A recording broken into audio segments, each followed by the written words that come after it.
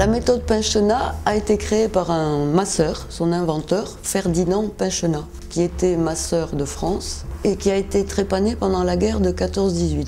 Il n'était pas content à l'époque des méthodes de rééducation et donc il a créé sa propre méthode de rééducation. Puis il est devenu professeur dans les écoles de kinésithérapie et masseur. Et il a donc démarré cette méthode dans le milieu hospitalier. Et après, il a rencontré des sportifs comme Rousseau et il l'a mis au service de l'athlète. Il a travaillé avec des athlètes du bataillon de Joinville. Vous reculez un peu les genoux, étirez le dos. Oui, détendez le dos. C'est une planche qui est sur tréteau, donc nous travaillons en plan surélevé et cela permet des étirements plus important. Le premier travail est un bon placement du dos. Au départ, c'est une gymnastique. Les kinés s'en servent pour rééduquer, replacer des articulations. Et dessus, moi, je l'ai adapté avec des mouvements de yoga, à base de hatha yoga.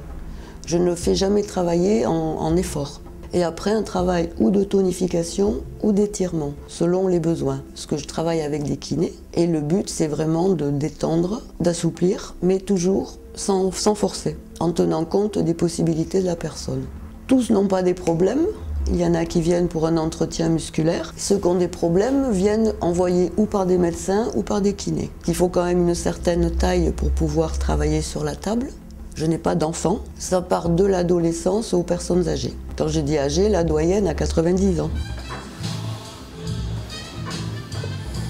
Restez groupés et un tout petit balancier vers la droite et vers la gauche. Petit pour le moment.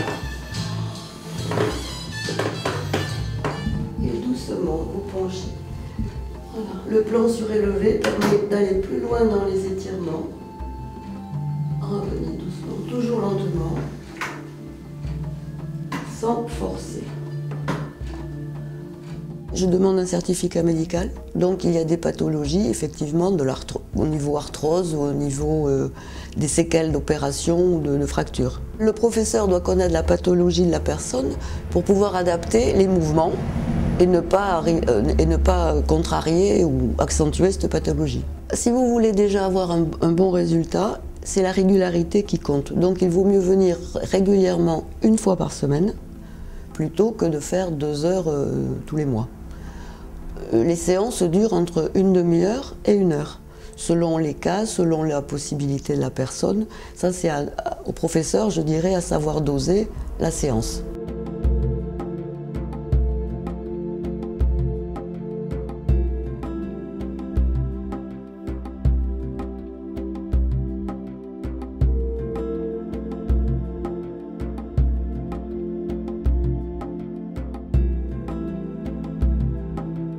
Elle a été connue dans les années 60 parce qu'il y a eu une formation nationale. C'est breveté, il y a un agrément jeunesse et sport.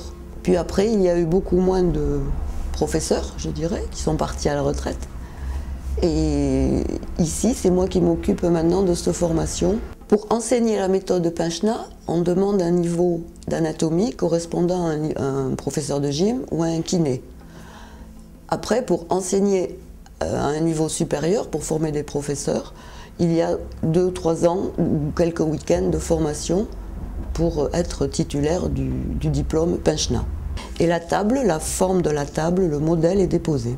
Il y a un livre qui a été écrit aux éditions Masson par Michel Nadal et Simone Charbonnier, qui est ma mère. Michel Nadal a connu la table à Paris. Elle était soliste dans les ballets Josse, prof de danse au Conservatoire national d'art dramatique et de musique à Paris.